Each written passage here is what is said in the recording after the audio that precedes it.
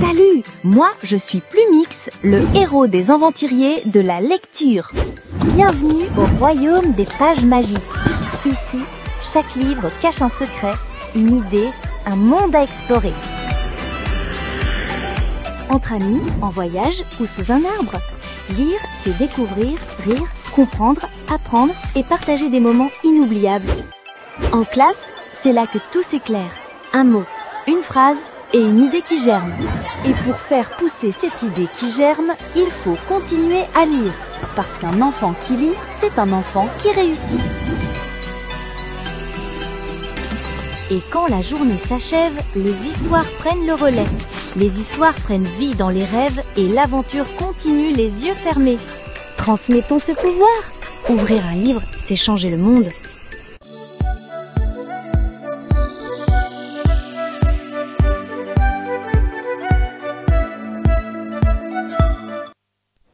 Un enfant qui lit, c'est un enfant qui réussit. On ne le dira jamais assez. Vous le savez très bien, très chers téléspectateurs, nous militons jour et nuit pour convertir nos enfants et nos jeunes en grands lecteurs. C'est inimaginable que quelqu'un aille à l'école, qu'il passe 13 années de sa vie et qu'il saute de là et n'a jamais lu un seul livre du début à la fin. Alors, il est allé faire quoi à l'école?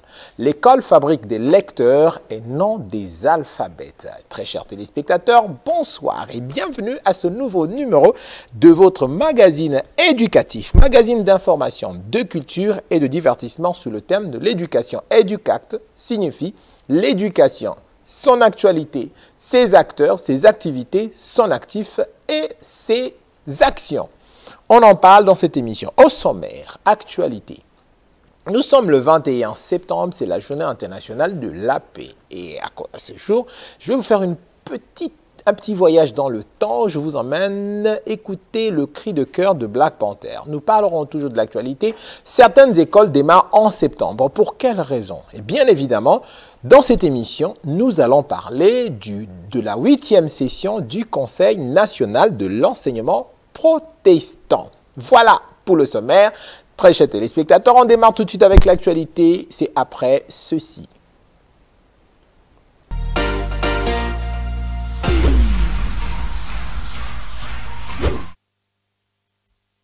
« 21 septembre, c'est la journée mondiale de la paix, la journée internationale de la paix. Alors, je vous fais un petit voyage en 2016. Il s'est tenu ici à Brazzaville une activité plutôt intéressante sur la sensibilisation aux valeurs de paix.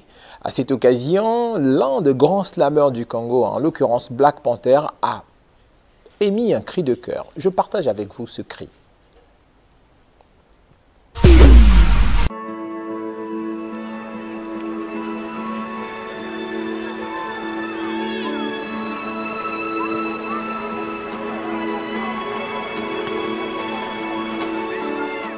Un message d'amour en ces temps de haine.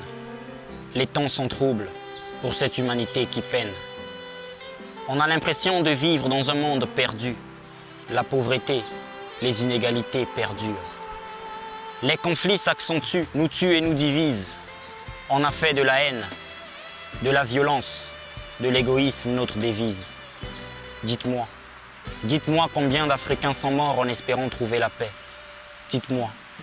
Dites-moi combien ont perdu la vie en espérant la gagner, en traversant la Méditerranée. Médite, c'est le 21 septembre, journée internationale de la paix. Mais pour que cette paix voie le jour, on se doit d'être unis, d'être solidaires. Donc, solidarité. Solidarité entre riches et pauvres, en aidant les orphelins, les handicapés, les veuves, pas en leur donnant des jetons. Jetons prier que le blanc et le noir marchent, main dans la main, sans manipulation, sans violation, sans discrimination, sans qu'il y ait du sang. Je crie solidarité. J'ai vu le racisme dans l'allégorie de la victoire de la foi chrétienne sur le mal. Cette image qui montre Saint-Michel à la peau blanche aux yeux bleus, pointer son épée sur Lucifer noir, aux cheveux crépus comme moi. Comme quoi, la peau noire serait diabolique. Halte au racisme. Chrétiens, musulmans, on s'entretue pour la forme, mais dans le fond, je n'ai pas vu de différence entre Allah Akbar et Dieu est grand, Hamdoulillah et Dieu merci, nombreux se livrent sans merci aux guerres des religions, alors qu'à la base, la foi est ce qui relie les gens. Je crie solidarité. J'ai vu la xénophobie entre les peuples siamois. S'il y a moyen de faire une rétrospective des deux rives, tu verrais que du même arbre on dérive. Haïr nos frères, c'est aller à la dérive. Moi, je ne sais pas que veut dire étranger. Si l'unité est une femme, laissez-moi toucher son point G. Je crie solidarité. J'ai vu le tribalisme au sud du Sahara dans nos États, où on nous embauche par nos origines ethniques plutôt qu'à nos vraies valeurs. Frères, avec cette mentalité, nous resterons à jamais les damnés de la terre. Divisés pour mieux régner.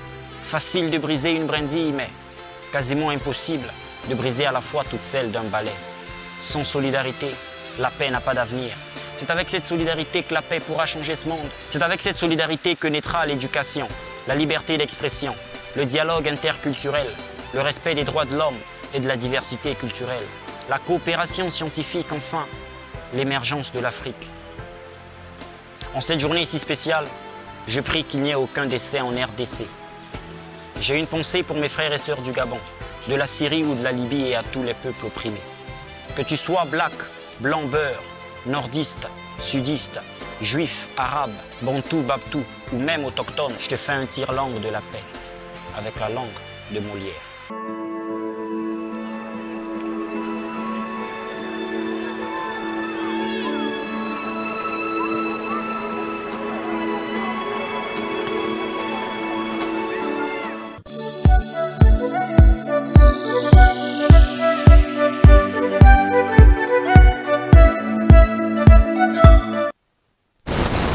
Voilà, c'était Black à l'occasion de la Journée internationale de la paix. Vidéo enregistrée en 2016 à la caméra Karel Tingois-Levray, aujourd'hui à Pointe-Noire. Salut Karel. Nous continuons cette actualité, très chers téléspectateurs. Cette fois-ci, nous allons aborder un deuxième sujet. C'est le sujet concernant le Conseil national de l'enseignement protestant. Ce Conseil national a ouvert ses portes à Brazzaville, c'était le 17 de ce mois et s'est clôturé le 19 septembre. Pour en parler, je reçois sur ce plateau Monsieur David Ikiti. Bonjour David. Bonjour Ken. Comment ça va?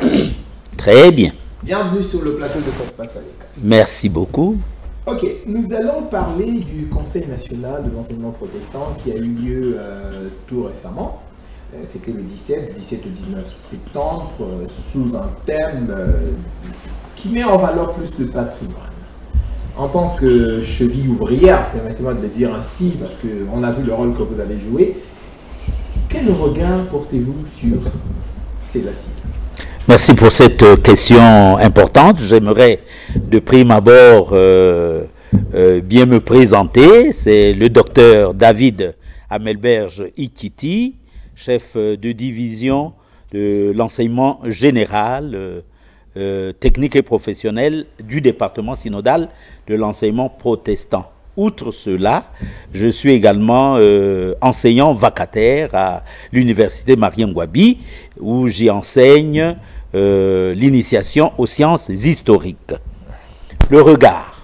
Pour parler du regard, par rapport à la 8e session ordinaire du Conseil national de l'enseignement protestant, dont le thème a été la gouvernance patrimoniale, levier durable du département synodal de l'enseignement protestant. Il y a deux mots. Il y a à la fois un sentiment de satisfaction et un sentiment d'optimisme. Satisfaction pourquoi? Parce que lorsqu'on prépare un grand événement d'envergure nationale de l'enseignement, alors qui unit ou qui réunit tous les acteurs de l'enseignement et les cadres de l'enseignement du nord au sud, de l'est à l'ouest, alors quand cela réussit, comment ne pas en être satisfait? Deuxièmement, l'optimisme. L'optimisme, c'est parce que, justement, lorsqu'on a le sentiment d'avoir bien dirigé les travaux et aussi on les a préparés conséquemment, alors on est sûr d'atteindre les objectifs. D'accord. Aujourd'hui, le département de l'enseignement protestant, c'est combien d'établissements scolaires en tout? L'enseignement protestant compte aujourd'hui un effectif d'abord de 1500 841 élèves de tous les cycles, y compris préscolaire, primaire, collège et lycée, sur 7882 filles, nos apprenantes. Et aujourd'hui, nous comptons plus de 60 établissements, tous cycles confondus. Ok. On a écouté, lorsqu'on a parlé du patrimoine, il était un peu plus question d'infrastructures. On a beaucoup parlé des infrastructures vétustes, des infrastructures qui ont besoin d'être repositionnées. Qu'est-ce qui est prévu concrètement après ces assises pour améliorer pour améliorer la situation? Parce qu'apparemment, quand on a écouté le conseil, il est vraiment alarmant. Oui, tout à fait. Nous avons d'abord procédé à faire l'état des lieux et nous avons trouvé un état des lieux assez sérieux et on l'a trouvé pas bien. Il est vraiment mauvais parce que les bâtiments sont restés dans un état vétuste, un délabrement très avancé. Parce que c'est les bâtiments d'avant 1965, lorsque les établissements étaient confessionnels, et jusqu'en 1965, avec la nationalisation de l'enseignement, c'est les mêmes établissements, et encore après, en 1991, avec la conférence nationale, où il y a eu la rétrocession des écoles aux ayants droit, c'est-à-dire à l'enseignement, aux protestants, aux catholiques, aux salutistes, aux kimbanguistes, mais nous avons gardé la même infrastructure scolaire. Voilà, on suppose qu'après ce Conseil national, des recommandations et des résolutions ont été formulées pour améliorer. Tout à fait. Tout à fait. Entre autres, je prends une, nous avons décidé, à l'issue de ce conseil, d'octroyer 5 à 10% de francs dans nos budgets, dans les différents budgets des écoles selon leur taille et qui doivent être affectés à la réhabilitation, la construction, la conservation de l'équipement, du matériel scolaire et même des infrastructures scolaires en gros. Donc c'est une grande décision et nous avons demandé que les conseils d'administration, qui sont nos organes de décision, y veillent absolument. Voilà, c'est très bien de le dire, mais entre-temps, nous savons tous que la principale source de revenus, ce sont les contributions parentales. Mais avec la concurrence, on a écouté plusieurs chefs d'établissement dire qu'ils ont revu à la baisse les frais d'écolage, justement pour faire face. Est-ce que maintenant qu'il va y avoir encore un investissement, tout ce qui est lié aux infrastructures, est-ce qu'il y a d'autres solutions que vous envisagez pour équilibrer le budget sans que cela ne nuise à la qualité de l'enseignement? Parce que vous savez, moins d'argent signifie moins d'argent pour payer les enseignants. Moins d'argent pour payer les enseignants, ça signifie moins d'argent, ça signifie mauvaise qualité du travail des enseignants. Et de notre côté, vous devez encore prendre une petite partie du budget pour investir dans tout ce qui est infrastructure et tout ça, ça devient très compliqué. Est-ce que vous avez pensé à d'autres canaux, d'autres sources de financement? Oui, bien sûr. Et quand on parle établissement conventionné évangélique, il faut d'abord dire que ces établissements ont un promoteur. C'est l'Église évangélique du Congo. C'est toute une organisation. Et donc, lorsque, d'une manière organisationnelle, les structures habilitées à conduire la politique de l'Église en matière d'enseignement se sentent suffoquées, alors nous faisons appel à l'Église mère qui accompagne ces écoles dans le rétablissement de leur fonctionnement, là où les équilibres sont rompus, l'Église mère vient à la rescousse. Donc, est-ce que l'Église en a assez de moyens? Ben, l'Église en cherche, mais l'Église c'est toute une puissance. C'est toute une puissance. Et donc, avec la puissance du Saint-Esprit, eh ben, tout ça, c'est très important. Donc, la main tendue à l'Église en cas de difficulté. Mais c'est pas naviguer à vue par peut-être pas la main tendue, parce que c'est ces églises. C'est plutôt ces écoles. C'est ces structures. Donc, c'est elle qui se charge de la conduite, de la politique de ces... Nous ne sommes que là comme des agents metteur en scène ou en musique de cette politique de l'Église. Donc, quand ça ne marche pas, mais l'Église elle-même s'en occupe. Voilà. Avec son bureau synodal, son conseil synodal, et puis son synode, qui réunit toute l'Église. Donc, c'est supposé que les écoles peuvent fonctionner tranquillement, même si elles sont obligées de baisser les tarifs. Oui, mais nous avons aussi... parce que la maison mère est là. Nous avons non seulement la maison mère, mais nous avons des partenaires. Nous comptons sur nos partenaires. Et la dernière fois, le président de l'Église, en présence d'un partenaire qui veut investir pour la réhabilitation et ou la construction de nos écoles, a visité 5 écoles de Brazzaville. Et c'est l'association Family Search. Voyez, donc prête à donner de la main vers les écoles pour les réhabiliter et ou les construire. Parlons innovation et visibilité. Voilà. Il y a eu aussi autre chose que le pasteur défunt a dit lors des assises. Comment ça se fait que les fidèles des églises évangéliques, j'utilise bien mon mot, hein, je l'ai choisi, fouillent l'école évangélique pour inscrire des enfants dans d'autres écoles? Il y a un problème en termes de visibilité, en termes d'innovation. La question c'est comment, à votre avis, au niveau du département d'enseignement protestant, l'école évangélique peut-elle se démarquer, communiquer pour attirer davantage, tout en sachant que son budget est limité? Merci beaucoup. J'aimerais d'abord rectifier. Delphin Baoukoula, c'est justement le directeur général, chef de département. C'est pas un pasteur. On l'a appelé pasteur. Donc, oui, mais non, ils se sont trompés. C'est un laïc. Il est administrateur paroissial d'une paroisse de Brazzaville, la paroisse de Météo, et c'est lui qui dirige le département synodal d'enseignement protestant.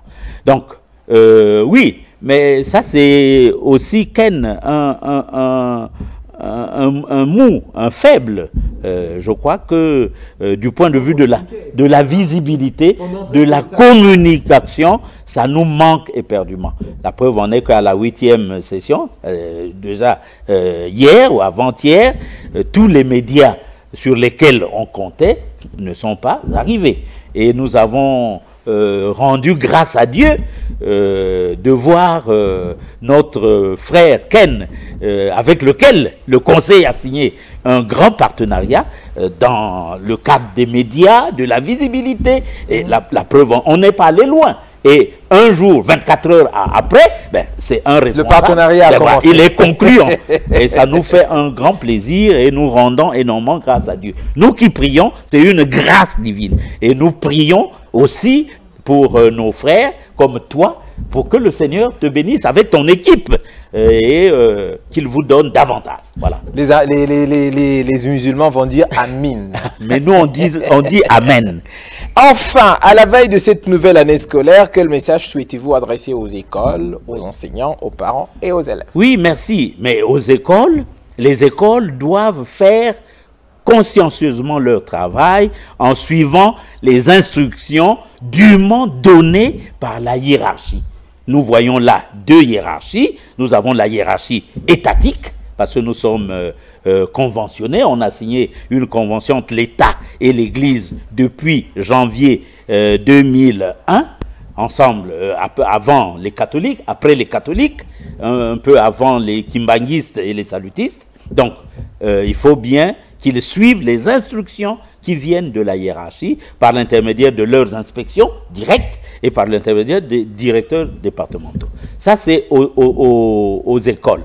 Aux enseignants, mais les enseignants doivent faire consciencieusement leur travail en respectant l'éthique professionnelle. Parce que, Ken, j'aimerais te dire que l'État nous a donné la possibilité d'avoir l'éducation chrétienne comme discipline. Parce que on a constaté beaucoup d'antivaleurs et on a pensé qu'il n'y a que les églises pour revenir comme ils l'ont fait par le passé et redonner le civisme aux Congolais. Donc ça aussi, il faut bien qu'ils le fassent. maintenant aux parents et aux élèves. Aux parents et aux élèves, mais les parents doivent suivre convenablement leurs ouailles, leurs élèves. Et donc, le suivi doit être rigoureux. Faire un effort. Je sais que ce n'est pas facile pour les parents qui sont dans des professions diverses, mais faire quand même un effort, ou bien se rapprocher des responsables des équipes dirigeantes de leurs écoles pour s'enquérir de la situation de leurs enfants. Merci beaucoup, Dr David Ikiti. C'était un grand plaisir de t'avoir sur ce plateau. C'est la première fois, mais ce n'est pas la dernière fois. Mais tout à fait. Très chers téléspectateurs, nous allons continuer avec notre actualité. Je vous remercie aussi, Ken. Voilà, en tout cas, merci encore une fois. Attends, je te dis de partir hein, pour l'instant. Si tu passes là, peut-être qu'on va te voir par... On va te voir comment tu t'en vas. D'accord. Donc, nous continuons cette émission. Je vous l'ai promis, lorsque on est à l'aube de la rentrée scolaire, il y a beaucoup de choses qui se font. Notamment certaines écoles qui démarrent au mois de septembre. Quelle raison pousse certaines écoles à le faire? Nous avons visité deux écoles, l'Institut, l'école moderne La Maïeutique et le complexe scolaire Emmanuel V. Suivez plutôt cet élément. Cette semaine, dans Éduc Actualité, nos projecteurs se braquent sur la rentrée scolaire 2025. Comment est-elle vécue dans différentes écoles privées de Brazzaville? Notre périple commence à l'école moderne La Maïeutique. En octobre, la rentrée pédagogique réelle est assujettie à des velléités d'une rentrée scolaire. L'inadaptation des enfants qui viennent des autres écoles, les enfants qui regrettent le choix des parents, qui regrettent leur école, et puis les enfants qui sont encore en vacances aux États-Unis, en France, qui ne sont pas encore rentrés. En fait de compte, la rentrée d'octobre connaît beaucoup de vicissitudes, beaucoup de velléités. C'est pourquoi nous pensons que la rentrée scolaire doit être progressive, mais non spontanée. C'est pour cela que nous avons ajouté à la rentrée pédagogique effective réelle d'octobre, ce que le gouvernement a décidé, nous y ajoutons la rentrée pédagogique apparente. Cette rentrée pédagogique, on y accorde beaucoup d'importance. Pourquoi? Parce que ça permet déjà de débrayer de toutes les vicissitudes qui peuvent étouffer la rentrée scolaire en octobre. Donc, c'est déjà une façon de faire, d'harmoniser et de renforcer les acquis antérieurs des enfants. Parce que nous sommes écoles privées, les enfants viennent des horizons différents. Ils n'ont pas le même niveau. C'est justement pendant ces 2 semaines, on va justement s'atteler à harmoniser et à renforcer les acquis antérieurs des enfants et pour aussi écarter les velléités d'une rentrée scolaire. Comme ça, le train pédagogique octobre sera lubrifié. Même son de cloche du côté du complexe scolaire Emmanuel V qui a expérimenté les excursions littéraires et la technique pose ta question et gagne sur les élèves de 3e, de la première et de la terminale. C'était à l'occasion de la 7e rentrée littéraire de la librairie des Dépêches de Brazzaville. C'était pour moi une première fois de rencontrer des écrivains, surtout des écrivains congolais parce que nous ne parlons que de Guy de Maupassant et d'autres écrivains. Français. Des écrivains français. Donc c'était pour moi une extraordinaire découverte. J'ai rencontré une excellente écrivainte que j'ai même adorée et qu'on a d'ailleurs invitée à l'école pour poser quelques questions. C'est Madame Opou. J'ai vraiment aimé la réflexion de Madame Opou par rapport à l'égalité au niveau intellectuel entre les hommes et les femmes. Je pense que nous devons prendre l'égalité là où il faut prendre, là où il faut demander. Et quand on est en face d'un homme, on est intellectuellement pareil. Ce que j'ai pu retenir, c'est qu'elle a dit on ne peut pas parler d'équité sur tout. On parle beaucoup plus d'équité sur l'intellectuel. Parce que l'homme peut donner, la femme peut porter la grossesse, tandis que l'homme ne peut pas le faire. En tant que professeur de français, j'ai voulu intéresser ces élèves-là pour que ils s'imprègnent des connaissances du livre, parce que la connaissance se trouve dans les livres.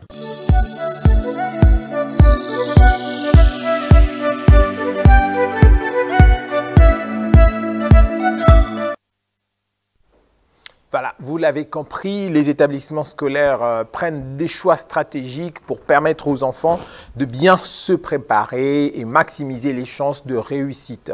Félicitations à ces écoles pour leurs initiatives. On espère que d'autres écoles pourront emboîter le pas. Très chers téléspectateurs, nous avons terminé avec notre rubrique actualité. Et à présent, je vous propose la rubrique activité. Ce sera après ce jingle.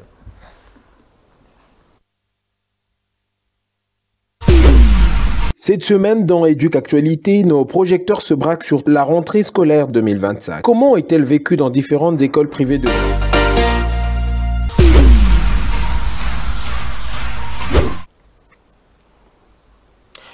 C'était en avril, l'Institut international Papyrus avait décidé d'organiser la toute première semaine scientifique. L'activité avait réellement mobilisé les enfants qui y ont trouvé et a suscité un grand enthousiasme au niveau des enfants. Suivez plutôt ce reportage.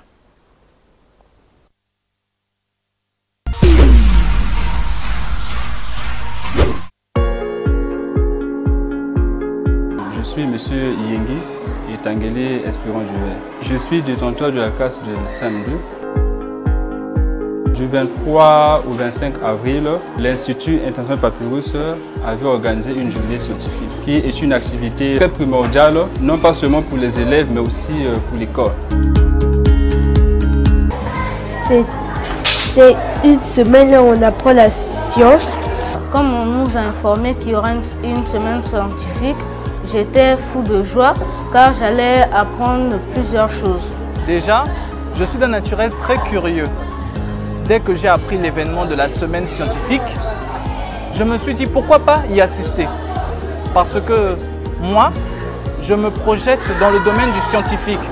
Alors, mon objectif était d'aller assister à la semaine scientifique pour voir si, à cette semaine scientifique, il n'y aura pas les bases de mon avenir.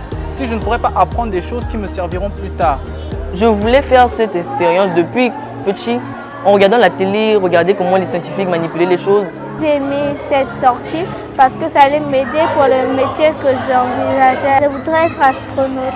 J'étais heureux parce que je devais manipuler des choses que j'ai jamais fait en classe. Quand on fait physique, on fait juste l'écrit, pas de la pratique. J'ai aimé aller pour être médecin et soutenir mes parents. J'ai aimé aller à la cité scientifique pour que un jour je devienne docteur. J'ai aimé faire ça parce qu'on a appris beaucoup de choses. On a fait des expériences que je n'ai jamais connues. Toutes sortes d'expériences et d'observations. Cette activité est un apprentissage concret. Les élèves sont appelés à voir des concepts scientifiques abstraits à travers des démonstrations ainsi que des expériences. L'expérience qui m'a vraiment marqué, c'est l'expérience pour fabriquer l'hydrogène. Comment faire voler un ballon à la hauteur. Avec un ballon, si tu prends après tu le respires avec de l'air, tu mets de l'air dans le ballon, ça ne pourra pas voler. On a fait un mélange chimique pour avoir de l'hydrogène. J'ai utilisé l'acide. L'acide sulfatrine. J'ai aussi utilisé les clous. Des clous de fer. On a mélangé et ça a créé de l'hydrogène. On a attendu quelques minutes et on a placé les ballons dans la bouteille où il y avait l'hydrogène afin de montrer que les ballons de baudruche. À partir de l'acide de carbone, le clous va s'envoler alors que le ballon soufflé à la bouche va tomber par terre.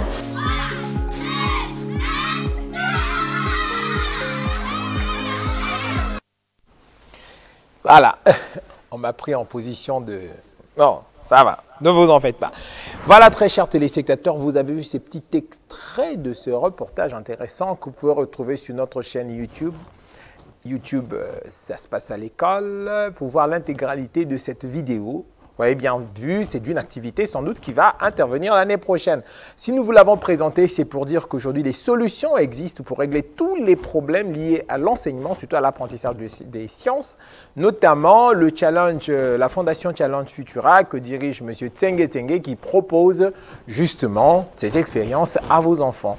Maintenant que vous êtes en train de ficeler vos emplois du temps, il faut y penser et ajouter ces activités qui vont permettre à vos élèves de s'épanouir tout en apprenant convenablement. Maintenant, nous allons passer à notre dernière rubrique du jour, c'est actifs du secteur de l'éducation et de la formation. On parle d'une activité qui va arriver bientôt, ce sera après ceci.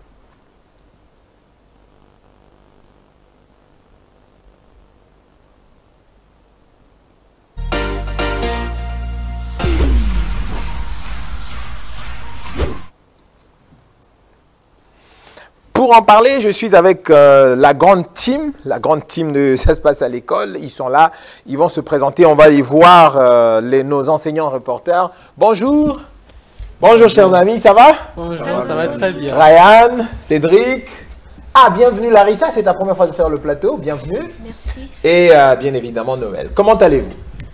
Ouais, ça va très bien. Voilà, aujourd'hui nous allons discuter dans ces sujets plutôt intéressants, c'est la préparation des candidats aux examens d'État parce que ça va faire partie de nos missions sur le terrain, notamment grâce à un projet que Ryan a imaginé qui est celui d'une conférence éducative. Oui. Tu nous en parles un peu Ryan? Déjà, c'est un programme que j'avais voulu lancer l'année passée, mais qui n'a pas marché. Le but c'est quoi? Ce que j'ai appris c'est que quand on prend la préparation de façon générale, même que ce soit pour les sportifs, il y a la partie technique et la partie personnelle, c'est-à-dire le développement personnel. Donc on ne va pas seulement se focaliser sur une préparation au niveau des cours, mais donc l'on doit également se comprendre, doit également se préparer à travers une certaine activité, que ce soit l'autodiscipline, les méthodes de révision et ainsi de suite pour mieux se préparer à l'examen. Donc il ne suffit pas seulement de bien comprendre les cours, faire des TD, mais également il faut se comprendre soi-même pour mieux faire. Voilà, nous allons en parler avec un peu plus de détails, mais pour le moment, on revient d'abord sur notre principale mission, c'est le stage que vous êtes en train d'effectuer. Oui. Vous êtes à votre 15e jour de stage et de formation intensive. Comment vous vivez ça? On va commencer avec Larissa parce que c'est la première fois d'arriver sur ce plateau. C'est l'une des deux dames du projet. Larissa, dites-nous un tout petit peu. Les premiers jours, le travail sur le terrain, l'adaptation, les résultats. J'ai lu tes articles, c'est plutôt intéressant, une jeune journaliste en puissance. Merci beaucoup. Donc pour commencer, j'aimerais dire que c'était une nouvelle expérience que j'ai eu à rencontrer pendant ces 15 jours de stage. Premièrement, avec la mise en contact avec le corps enseignant de chacune des écoles où j'ai fait mon stage. Et nous avons fait pas mal de choses telles que la prise de vue en photo, en vidéo. Nous avons également travaillé sur l'intelligence artificielle. Voilà, je rappelle que ce programme de stage est mis en exécution par l'association Média Freelance dans le cadre du projet Les 12 gouttes du livre. C'est un programme qui vise à former des jeunes professionnels en médiation culturelle de la lecture, mais qui font aussi du reporting, c'est-à-dire qui savent documenter les informations, faire des reportages pour maintenir la visibilité et pousser plusieurs personnes à accéder à une information fiable et vérifiée. Voilà, ça fait 2 semaines qu'ils sont en stage, 2 semaines, 3 semaines sinon, et les choses évoluent plutôt bien. Ryan, où en es-tu? Cette deuxième semaine, elle a été marquée par quoi? La deuxième semaine, c'était marqué par les activités au niveau de EduSchool, où les enfants étaient là, il fallait animer les enfants avec l'oral-livre, donc donner les bases qui sont initiales pour que l'enfant ne soit pas dans une pression de la lecture, mais plutôt une tension, bon, on va dire, entre le plaisir, le jeu et l'initiation à la lecture en même temps. Et donc, on a lancé cela avec mes collègues. Donc, on animait en même temps les jeux, rire un peu, s'amuser, taper sur les bancs, en même temps initier dans la lecture et c'était extraordinaire comme d'habitude. Cédric, lorsqu'on a parlé du stage, c'était pour les 11-16 ans, mais très curieusement, à EduSchool, vous avez été mis en contact avec les enfants, les mini-mini. Ouais, c'est ça, il faut attendre à tout. On était sur le terrain, en tout cas, on a travaillé à EduSchool. C'était les élèves de 6 ans à 11 ans, comme vous le dites. On a travaillé sur les livres, on a vu les différentes parties du livre et accompagné les Nsakamo qui est le goût de la lecture. Donc on a travaillé avec les enfants, c'était vraiment une belle expérience. Malgré avec les enfants, c'est un peu compliqué, mais on a pu travailler. Noël, prof de français qui se retrouve maître du primaire, ça a dû être quelque chose de différent. Le Père Noël. Le Père Noël. Je suis surnommé, tout à l'heure je vous dis, de Père Noël devant ses enfants. Parce qu'il a manqué juste la barbe. Exactement. Il fallait se déguiser, bon, il n'y avait pas la possibilité de le faire. Alors, ça n'a pas été facile, comme l'a dit mes collègues. Ils ont souligné tous les mots possibles. J'ai été mis en situation avec les élèves du côté de EduSchool d'abord et l'activité s'est bien déroulée. Alors hier aussi au stade avec Madame Betty. Là c'était 240 enfants qu'il fallait animer. C'était trop chaud. Plus que le mot chaud. Mais en fin de compte... C'est la voix qui est partie là-bas ou bien? En tout cas, c'était là-bas. Et je sors aussi de l'église, hein, vous comprenez. Tu as beaucoup chanté au Seigneur. Il faut chanter, c'est une grâce. D'accord. Larissa, cette semaine, tu as eu le rôle de team leader parce que dans le projet, la manière de travailler, c'est qu'on vous donnera tout le temps des temps, vous allez être des team leaders, vous allez diriger les autres. Bon, une femme team leader, tout de suite là, quand le coach a dit, écoute, c'est toi la team leader, c'était quoi? C'était un peu flippant? Bon, c'était un peu surprenant pour bien parler, mais j'ai su m'adapter par rapport à l'atmosphère des classes, à l'émotion que dégageaient les enfants et par rapport à la coordination des activités pas à pas envers mes collègues qui sont ici présents. D'accord. On va parler de l'activité de Ryan parce que nous allons l'accompagner, nous allons t'accompagner bien évidemment au succès de cette activité qui ressemble un tout petit peu à ce que nous faisons. On va regarder une vidéo de motivation. C'est juste pour préparer les candidats BEPC Bac à la conférence de Ryan et vous mettre un peu d'eau à la bouche sur ce qui sera dit sur cette conférence. Regardez.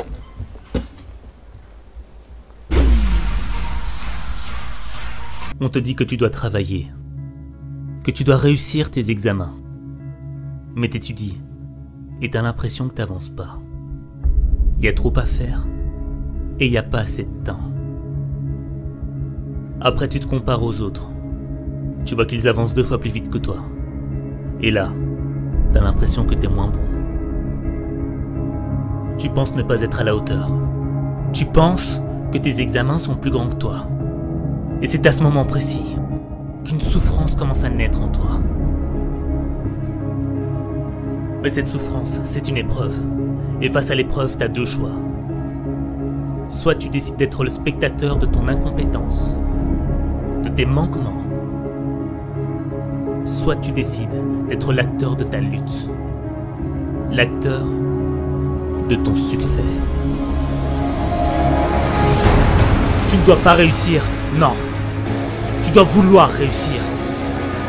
On réussit pour une cause. Demande-toi, pourquoi est-ce que tu étudies? Vers quel rêve ça va te mener? Ton épreuve, c'est un combat à court terme.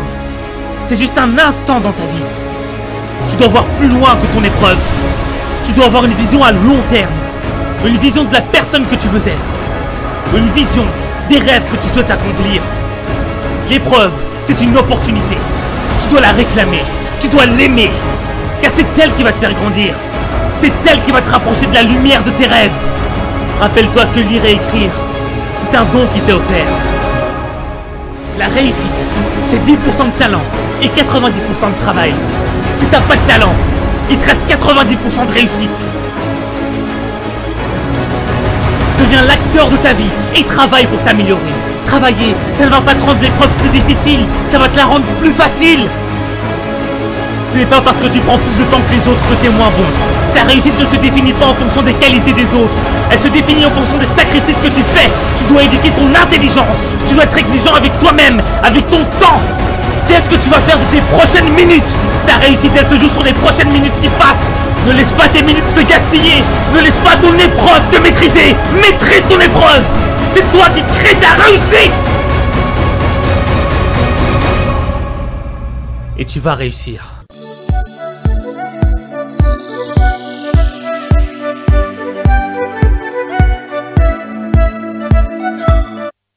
Alors, c'est un petit clin d'œil à tous ceux qui passent en classe d'examen cette année. Nous, au niveau de ça se passe à l'école, on dit tu vas réussir. Voilà, tu vas réussir. Alors, on en parle. Cette vidéo résume un tout petit peu, Ryan, les sujets qui seront abordés dans ta conférence. Cette vidéo a détaillé 10 points. J'ai pris le temps d'analyser et ça regroupe les 5 points que j'ai détaillés sur mon programme. Donc, notamment, pourquoi on apprend, comprendre pourquoi on apprend, pourquoi on va à l'école.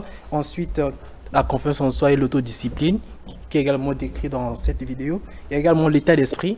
On a l'état d'esprit de croissance et l'état d'esprit fixe, qui est développé par Madame Carol Dweck à travers son livre. Donc, pour dire que l'état d'esprit, quand tu es en face de la difficulté, comment tu agis et ta façon de faire. Et également, comment fixer les objectifs. On se dit, on commence l'année, mais en étant juste comme ça, je vais à l'école. Tu vas faire l'examen. Quelle est ta moyenne? Par exemple, c'est un objectif que tu te fixes. Je vais faire l'examen, comment je vais réviser? La gestion du temps, on en a parlé. Et également les méthodes de révision. Aujourd'hui, ceux qui viendront à la conférence vont vraiment en bénéficier. On ne va pas leur donner tout ici, après ils ne viendront plus. Ouais, exactement, il y a des techniques de révision, il y a des méthodes, il y a comment faire des pauses en même temps que tu fais des révisions, ainsi de suite. Donc, on va vraiment en parler le 24 octobre. On va voir l'affiche qui va sortir là, dans la vidéo qui vient. Entre-temps, Cédric, toi, quand tu vois cette vidéo, tu te rappelles quand toi-même tu étais à l'école, tu te dis quoi exactement? La motivation, le désir de réussir. On dit tu ne dois pas réussir, tu dois vouloir réussir. C'est vraiment toute une nuance là. Déjà, il faut fixer les objectifs de l'année. Parce que l'année commence, tu sais que tu es en terminale. Déjà, il faut fixer l'objectif. Alors, les objectifs, pour les bien obtenir, il faut bien se préparer. Vu qu'on parle ici du bac et BPC, les moyens qui vont faciliter cela, c'est la discipline, la lecture et la discipline de la lecture. Moi, je pense que c'est les éléments les plus importants. Il faut être des grands lecteurs. Vous pouvez toujours recourir à Larissa, Ryan, Cédric et Noël et d'autres médiateurs culturels qui sont formés pour vous donner envie de lire. On en vient à Larissa. Toi, personnellement, quand tu écoutes ce message, tu vois ta propre expérience, tu te dis quoi? Je me dis que tout cela, on le fait juste pour préparer d'abord notre futur et maîtriser en fait les épreuves dans lesquelles nous nous affrontons plutôt. Parce que quand je me rappelle de mes anciennes expériences au lycée par exemple, où je me réveillais très tard, soit au milieu de la nuit en train de réviser, faire des nuits blanches, en fait, aujourd'hui, ça m'a permis non seulement de réussir, mais également d'avoir une maîtrise de soi pour les futures épreuves qui sont en train d'arriver au fur et à mesure. Noël, prof, oui, toi qui prends les enfants souvent, est-ce que tu es confronté par des situations de ces élèves qui ne savent même pas pourquoi ils sont là? En tout cas, Monsieur Ken, j'ai épinglé une phrase par rapport à la vidéo passée qui dit qu'il faut travailler pour s'améliorer. En tout cas, on doit se donner corps et âme. Et les futilités d'avant, là, la série des vacances, là, on doit tout oublier. Les enfants doivent se mettre en situation.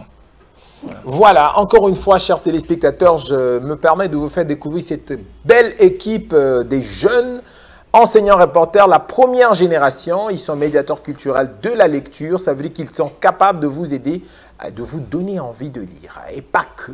Dans les écoles, quand ils interviennent, ils font aussi un deuxième travail, c'est celui de documenter par des photos, des articles et des vidéos les activités de vie scolaire. À compter sur eux, leur intervention commencera avec la rentrée scolaire.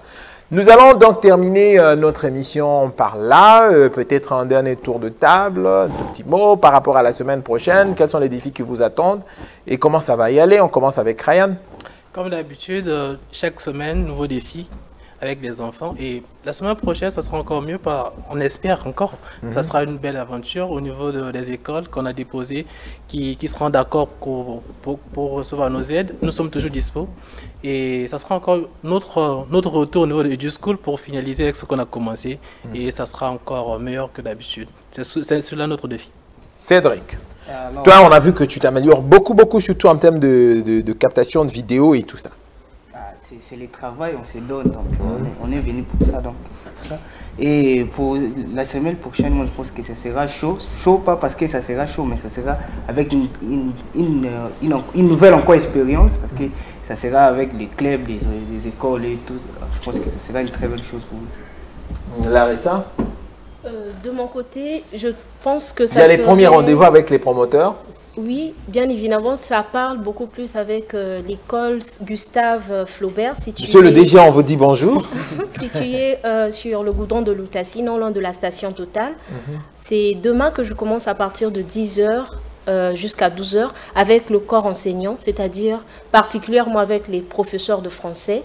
Et ensuite, nous allons avoir une séance avec les élèves que l'école aura choisis pour pouvoir affronter le concours de l'oral livre en octobre. En octobre. Noël. Oui, en tout cas, la semaine prochaine, la semaine de demain quand nous allons débuter, ça sera une semaine vraiment chargée. Et je vais juste accentuer les nouveaux clubs de lecture que nous avons eu à faire contact hier. Et je tiens aussi à saluer Madame Betty Aka pour la directrice du festival du projet Les Deux Secondes du Livre. En tout cas, coup de chapeau pour l'activité d'hier. Ça a été une réussite totale. Et pour la semaine prochaine, en tout cas, nous serons sur le terrain. Sur le terrain, pour vous servir, communauté éducative, les choses changent, on change avec. On ne peut pas rester dans l'enseignement archaïque des années 80 alors que le monde évolue. Rendez-vous, un grand rendez-vous, c'est le 18 octobre, la grande rentrée littéraire des écoles. À cette occasion, des activités qui vont être organisées. Vous avez entendu parler du concours Aura-Livre. Je le dis ici, le gagnant du concours Aura-Livre, c'est le concours de lecture à voix haute, recevra une bourse prise en charge de ses frais de scolarité jusqu'à concurrence de 100 000 francs CFA. Lire et tu gagnes la prise en charge de tes frais de scolarité. C'est super intéressant. Un autre rendez-vous, c'est la semaine prochaine à Pointe-Noire, le 24, le concours Aura-Livre dans le cadre des ateliers de vacances VAC+. Et bien évidemment, la clôture du festival scolaire Les 12 Go du Livre, on ajoute aussi celle du tournoi de lecture Gran 2P. Beaucoup d'activités qui nous attendent, donc avec la rentrée, nous serons au rendez-vous. On vous souhaite de bien finir ce week-end et que cette nouvelle semaine qui va commencer demain soit riche en succès. On se dit au revoir.